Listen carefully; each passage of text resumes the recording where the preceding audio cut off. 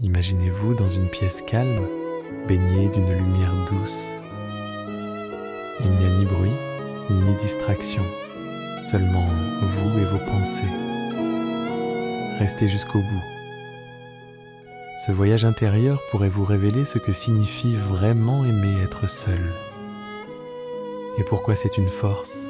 Bien souvent, on associe la solitude à la tristesse, au rejet ou à l'abandon.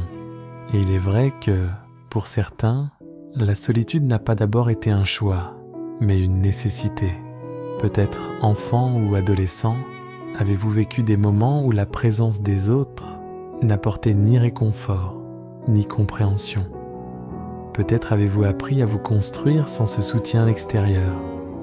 Dans ce cas, la solitude n'était pas qu'un refuge. Elle était votre seul espace de croissance. Un lieu où vous pouviez enfin respirer, réfléchir et grandir. Avec le temps, ce qui était un repli forcé peut devenir une forme de liberté. Loin du bruit du monde et du regard des autres, vous apprenez à reconnaître la valeur de votre propre compagnie. La solitude cesse alors d'être synonyme de souffrance pour se métamorphoser en un havre de paix. Vous découvrez qu'elle peut être un terrain fertile pour la créativité, la réflexion et l'épanouissement personnel.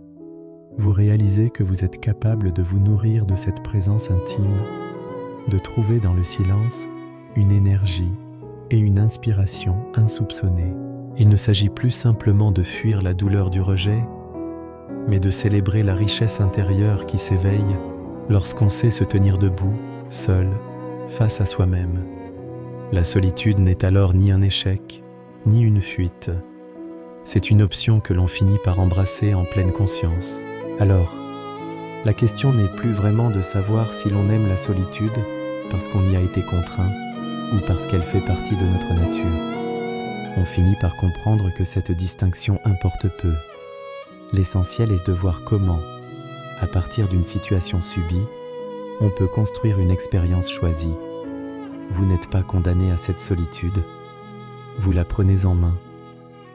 Vous pouvez en faire un outil d'équilibre, de guérison et de force.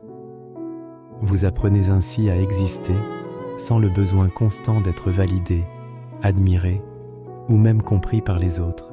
La solitude n'est donc pas un état figé, ni le simple résultat d'un passé douloureux. C'est un espace que vous pouvez façonner, un art que vous pouvez maîtriser. Vous pouvez petit à petit transformer un isolement subi en un choix éclairé. Vous pouvez décider que la solitude sera non pas un fardeau, mais une ressource intérieure.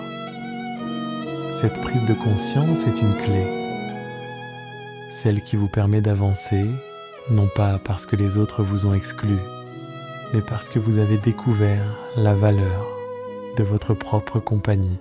Partagez votre expérience en commentaire et dites-nous comment vous avez transformé votre rapport à la solitude.